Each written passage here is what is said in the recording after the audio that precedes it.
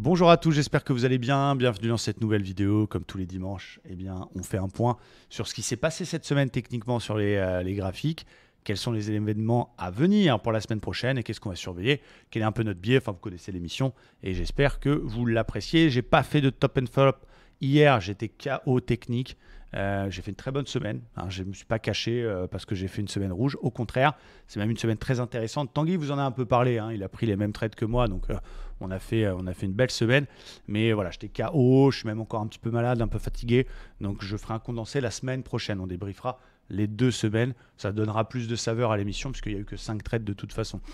Au-delà de ça... Bien, on est toujours dans cette dynamique du côté des indices. Nous, on a fait encore une fois que du day trading la semaine dernière. On a fait 5 trades, que des achats. On essaie de surfer au maximum sur cette tendance.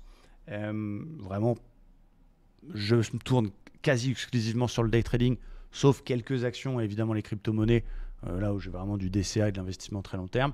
Mais c'est des semaines où on va encore avancer à tâtons parce que voilà, chaque jour est différent. On a eu des interventions de Powell la semaine ce qui vient de s'écouler, avec notamment jeudi au FMI qui était très très attendu.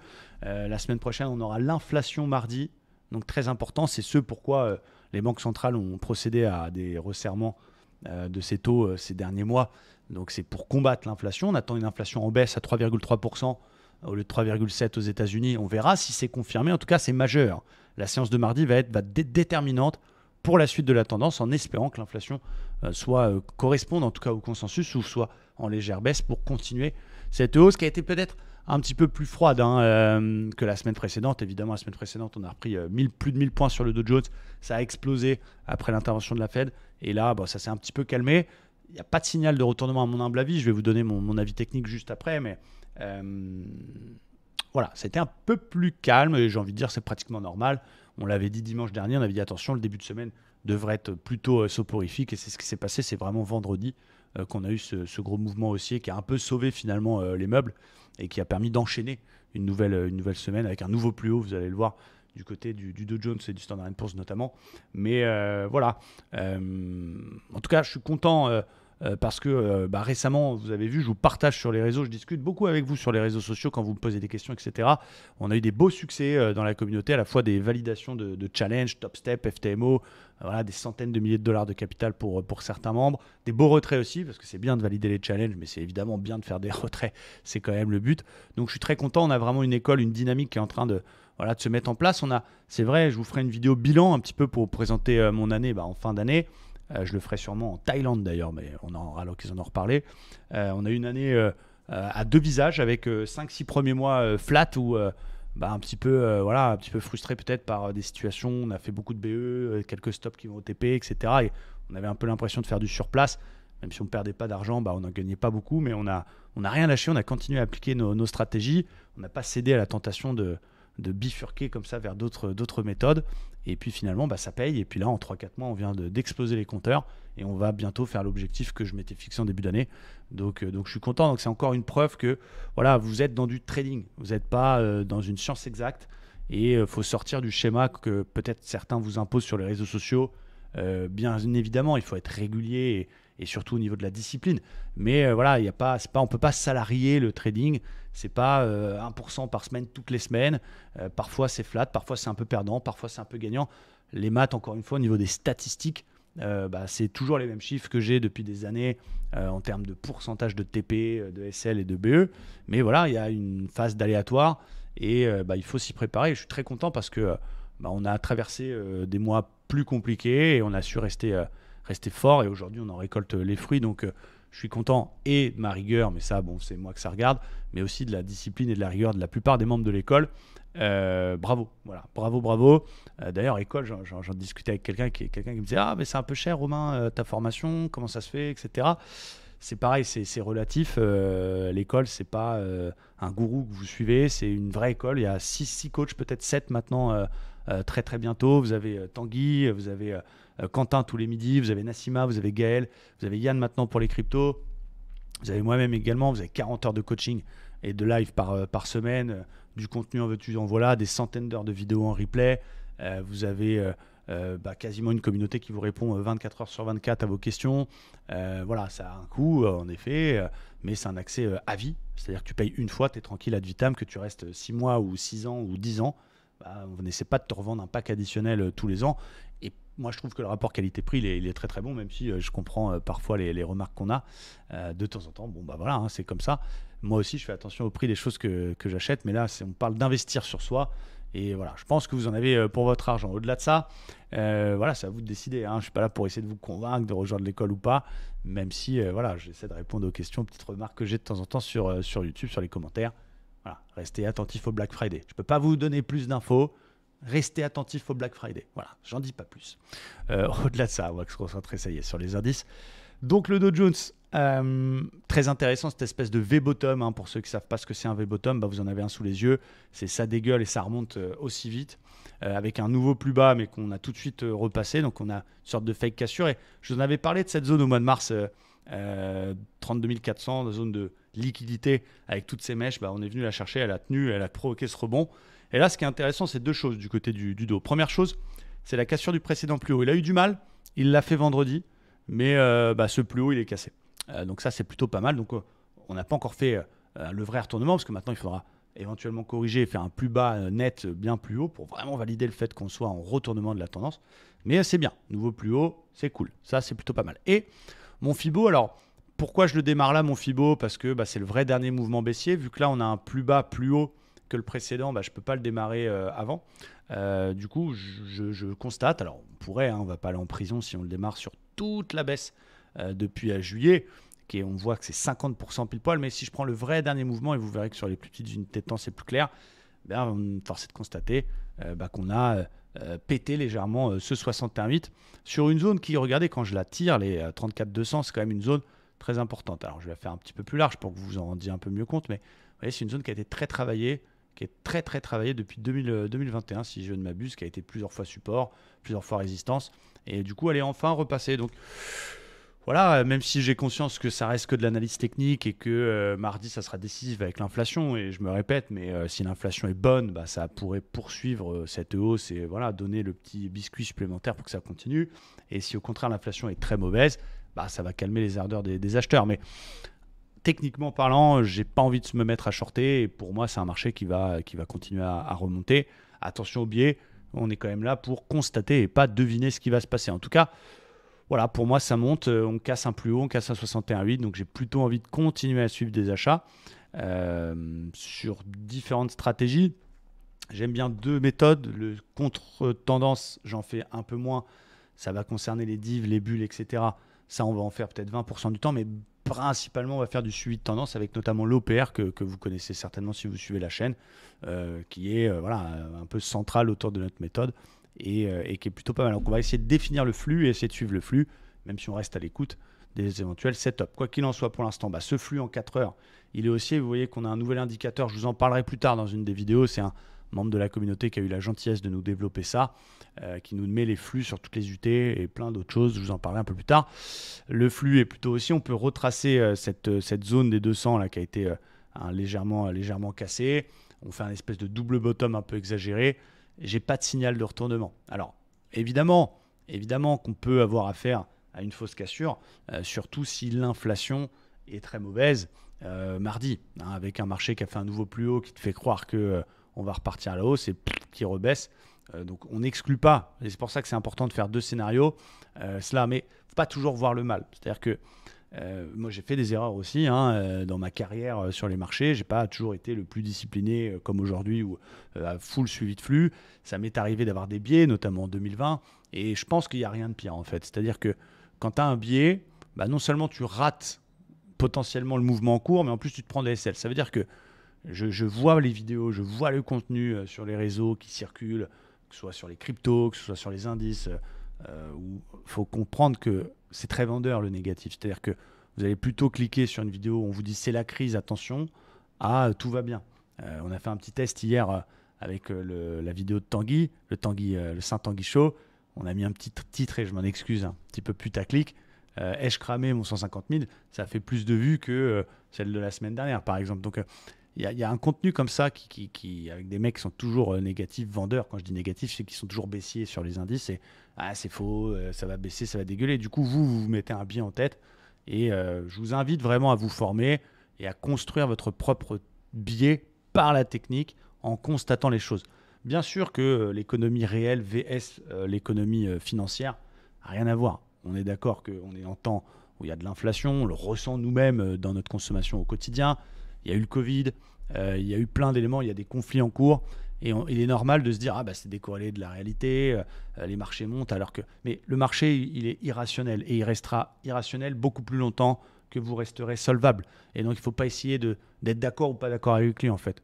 Il monte, il faut acheter, il baisse, il faut vendre. Voilà. Après, bien sûr, il y a le timing qui est très important, mais le biais, il doit se définir sur la technique. Et pour ça qu'on fait nos émissions chaque matin de Morning Live, où certes, on ne fait pas beaucoup de trading le matin, mais on va construire les plans de ce qu'on va faire l'après-midi. Et donc, en général, essayer de ne pas jouer au héros qui chope le plus haut, le plus bas, mais essayer de suivre le flux. Donc, pour l'instant, le flux, tout ça pour vous dire qu'il est plutôt haussier. On repasse même en flux haussier en 1 heure. On a cassé le précédent plus haut. Oui, effectivement, on peut avoir un fake. Et à ce moment-là, il faudra péter le plus bas précédent pour nous dire, oh là là, c'était peut-être une fausse hausse. Donc, je vais le marquer. Et si jamais, avec l'inflation, on repasse sous les 34 000, et c'est même 33 900, eh bien, on rentrera dans ce scénario-là. Mais entre guillemets, tant qu'il est au-dessus des plus hauts précédents, je vais quand même plutôt essayer de payer. Donc, soit il continue son mouvement et à partir de demain, il pète ses plus hauts. Et donc, là, je vais continuer à chercher des achats sur des figures de continuation, sur des sorties d'OPR. Soit il corrige un petit peu, il vient se réappuyer peut-être sur les MM en 1 heure, sur le précédent plus haut ici. Et du coup, je peux essayer de surveiller aussi cette zone, on le voit, précédent plus haut, vers les 34 080. Et je ne vendrai pas ce marché, je ne m'amuserai pas à le shorter. Et bravo à ceux qui le feront si ça fonctionne. Mais au-delà de ça, tant qu'il reste au-dessus des 33 900, je vais chercher en lit des achats et je vendrai qu'en dessous de cette zone. Donc je vais marquer ça. On prendra notre temps, on va attendre. On n'est pas obligé de trader tous les jours et dès 9h du matin. Mais voilà, globalement, sur le dos, plutôt acheteur, au vu de ce que je vois. Au-dessus des plus hauts, naturellement, sur du flux. En cas de petite conso, je surveille le petit plus haut précédent, 34 080. Et des ventes only si on a une réintégration et qu'on pète les 900 par le bas. Du côté du Nasdaq, c'est un petit peu la même chanson, même s'il est un peu plus puissant. Alors voilà, c'est très beau. On est sorti de l'oblique. On l'a pullbacké et c'est ce que j'avais annoncé en plus voilà, dans les vidéos que je vous fais tous les matins. Sur la session de jeudi, je vous avais dit ça ressemble à un pullback sur l'oblique cassé. Et je suis content parce que c'est exactement ce qui s'est passé. On a cassé une oblique, pullbacké, fait un nouveau plus haut et cassé un 61,8. Si je retourne mon graphe, et c'est important de faire cet exercice-là, retournez votre graphe, faites votre analyse, comme si de rien n'était, et ensuite mettez-le à l'endroit, refaites une analyse. Si vous avez le même avis sur les deux, c'est que vous avez un biais. Ça veut dire que si je suis acheteur là, là je dois être vendeur. Mais si j'ai un biais, je vais être vendeur là, et je vais être vendeur là. Et du coup, non, c'est pas logique, tu vois. C'est un petit exercice Alt-I sur TradingView. Alt-I, ouais, je peux très très bon exercice. Quoi qu'il en soit, ça veut dire que si je vois ça, je vends. On dégueule, on casse un 68 par le bas, on casse un plus bas, on casse un support. Et je vais pas essayer d'acheter ce truc-là. Ça veut dire que ici, j'estime avoir plutôt raison de chercher des achats. Après, j'ai pas de position overnight, je mettrai pas la maison sur mon prochain trade. J'accepte que je peux me tromper. Et du coup, qu'est-ce que je vais chercher pour la session de début de semaine ? Des petits achats, des petits pullbacks. Qu'est-ce qu'on fait quand on casse un 61,8 en général ? Vous le savez, eh bien, on va venir pullbacker en général ce niveau-là. Donc, vous voyez, si on vient se réappuyer sur 450, voire même le plus haut précédent, les 400, 410, ça va être ma zone préférée d'intervention. Je te casse le 61,8, je te casse ton plus haut, je me réappuie dessus. Donc, je vais surveiller ça sur le Nasdaq. Toute cette zone-là, on parle d'une zone, c'est pas au point près. Et du coup, si on a un petit repli en début de semaine et qu'on vient rechercher ces niveaux-là, ça va être un niveau que je vais acheter, que je vais surveiller en tout cas pour un signal. Et là, ça va être intéressant de prendre une bulle haussière, un signal de reprise du flux. C'est ce que je vais faire pour ce Nasdaq. Et évidemment, comme sur le Dow Jones, s'il réintègre, il repasse sous les 61,8 et qu'il casse le plus bas, là, je changerai de fusil d'épaule. Donc un petit peu comme le Dow, je vais mettre mes petits niveaux. Bon, c'est le 50%, on sait. Sous les 200, effectivement, c'était du fake. Mais tant qu'il reste au-dessus de 200, des achats. plutôt sur un repli idéalement vers les 400. Et je peux même payer jusqu'à 270, vous voyez le petit plus haut qu'il y a ici. Donc, j'ai pas envie de dire que c'est simple, parce que c'est jamais simple le trading. C'est bien d'avoir raison, mais c'est mieux d'avoir le bon timing. Mais voilà, se concentrer sur le beau, le 5 étoiles, le 5 star, sur des setups qu'on connaît, qu'on fait leurs preuves, et avoir le bon biais par la technique. Donc plutôt acheteur du côté des indices, pour mon humble avis, avec la possibilité de se tromper. On rappelle que c'est de l'analyse technique et l'inflation, donc attention, mardi. Côté pétrole, rapidos sur le PP. Très beau niveau également du côté du pétrole. Alors lui qui pour le coup est en phase de baisse, correction, on est allé chercher 93, 94 au moment de l'apparition, on va dire, du conflit. Tout le monde annonçait un pétrole à plus de 100 dollars et finalement on est à 77. Donc là, vous voyez, on a encore la preuve que c'est irrationnel et que rien n'est logique dans la finance. Donc c'est pour ça qu'il ne faut pas essayer de chercher à comprendre est-ce que j'ai raison, est-ce que j'ai pas raison. Moi j'ai fait des erreurs en 2020 et heureusement que j'ai fait cette année mauvaise 2020, je l'assume, mais voilà, il n'y a pas de lézard. Parce que ça m'a permis de mettre en évidence beaucoup de choses et de mettre plein de petites astuces dans mon trading pour justement ne plus refaire ces erreurs. Donc des fois dans la vie, faut faire une erreur, faut faire 2 erreurs pour apprendre à faire mieux qu'avant, plutôt que de se contenter de son propre savoir. Faut mettre des fois un genou à terre pour se relever et rebondir encore plus haut. Et du coup, moi, la mauvaise année de 2020, elle m'a dit, ok, comment tu peux faire pour pas avoir de biais? Tu vas mettre le flux en place. Et le flux en place, c'est pas compliqué, c'est 2 moyennes mobiles. Il est haussier, tu achètes, il est baissier, tu vends. Il n'y a pas de biais. Et c'est vrai que je constate une erreur, alors, à la fois parfois sur certains membres de la commu, mais c'est normal, il y en a qui sont en formation, qui débutent, donc il faut qu'ils apprennent, mais aussi publiquement, dans les échanges que je peux avoir, où vous essayez de comprendre pourquoi ça monte ou ça descend. Alors, pour sa culture, c'est bien. Ça fait bien, on est à table au dîner, t'as vu l'inflation, il paraît que c'est génial. Mais en soi, c'est déjà trop tard si vous avez l'info. Mais au-delà de ça, vous essayez de crédibiliser un mouvement. Alors que là, on voit bien, on peut chercher toutes les excuses du monde, c'est pas logique. Mais c'est comme ça. Et du coup, je préfère être le petit poisson qui suit un petit peu les requins et qui pique quelques petites miettes que d'essayer de jouer au malin, d'avoir raison tout le temps. Et d'essayer de trouver le point haut, le point bas et de comprendre. Et il n'est pas logique. La finance, c'est pas logique. Mais le marché, il sera là après nous. Donc, essayez vraiment de construire un biais technique et pas de comprendre ces mouvements-là parce qu'il n'y a rien qui est cohérent. En tout cas, dans notre approche humaine. Donc, pourquoi je disais que j'aimais bien cette zone sur le pétrole 61,8, toujours pareil, Fibonacci. C'est pas un joueur de foot italien, c'est un mathématicien. Il a mis en évidence les nombres d'or et ça a mis en évidence ce 0,61,8. C'est de la psycho. C'est toujours un niveau important et en plus, plus on a de personnes qui regardent cette zone, plus il y a de chances que ça fonctionne. C'est ça aussi l'analyse technique. C'est un beau niveau. Donc j'aime bien. Il fait un rebond sur cette zone-là. Pas encore le rebond de l'année, mais si on vient retester ça et qu'on fait à un moment donné dans la semaine, par exemple, imaginez, je fabule, mais un W, ça je peux payer, tu vois.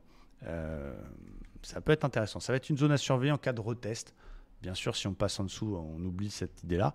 Mais ça va être un niveau à surveiller, un petit retest. Ça va être très, très cool. Côté gold, il y a une zone que j'aime beaucoup. Voilà. On va le laisser corriger un petit peu. Il a été chercher son plus haut précédent, c'est 2020, sans le casser. Donc là, contrairement au Dow Jones, vous voyez, on voit un échec de franchissement de plus haut puisqu'il n'a pas été cassé son plus haut précédent. Il corrige. Pareil, on a un très gros FVG que j'ai mis en vert ici, que je vais surveiller, qui correspond en plus à un espèce de pullback potentiel sur la grosse oblique. Donc il va être cool. Alors je dis il n'a pas cassé le plus haut. En vrai, il a vraiment cassé son plus haut précédent. Mais c'était ce plus haut là qui passait pas. Quoi qu'il en soit, je vais essayer de payer un peu plus bas, vers 1890, 1895.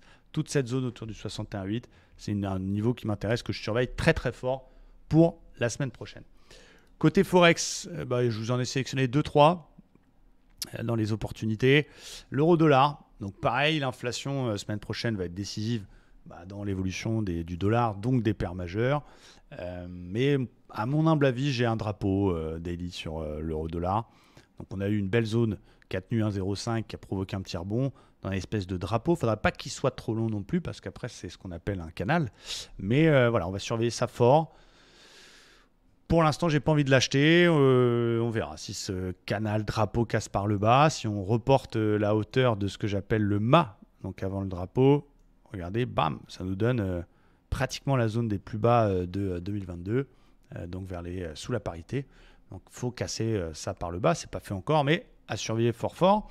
Il y avait l'USDCHF. Donc évidemment, si le dollar explose, ça fera baisser l'euro-dollar, ça fera monter l'USDCHF. Et j'ai une très très belle ETE inversée, peut-être en formation. On est peut-être en train de former la deuxième épaule. Elle n'est pas validée. N'inversez pas, n'allez pas plus vite que la musique. On n'anticipe pas les figures, mais on peut la surveiller, se dire bah tiens, si elle se valide, effectivement, je vais faire des achats. Et du coup, il y a une approche qui est peut-être un petit peu plus risquée. Ça va être de surveiller le 61,8 de toute la vague de correction pour essayer justement d'avoir une meilleure entrée sur cette potentielle ETE. Donc je vais surveiller cette zone-là, je l'ai mise sous alerte. Ça va me permettre de rentrer un petit peu avant la cassure hebdo et d'avoir un meilleur ratio risk-reward. Donc j'ai mis sous alerte cette zone du 61,8 de la dernière vague 4 heures sur une potentielle ETE inversée. On n'anticipe pas, on ajuste, on affine, à surveiller. La dernière, c'est l'USD4, c'est un scénario différent avec une zone de résistance, vous voyez ici, qui ne passe pas sur l'USD4. Donc c'est 1,39, un petit peu en dessous, avec une belle vague de Wolf 4 heures qui a déjà donné une première vague de baisse. Et regardez, on a fait un plus haut, dégueulerie, nouveau plus bas. On est revenu rechercher un FVG et faire un peu une exagération autour du 61,8.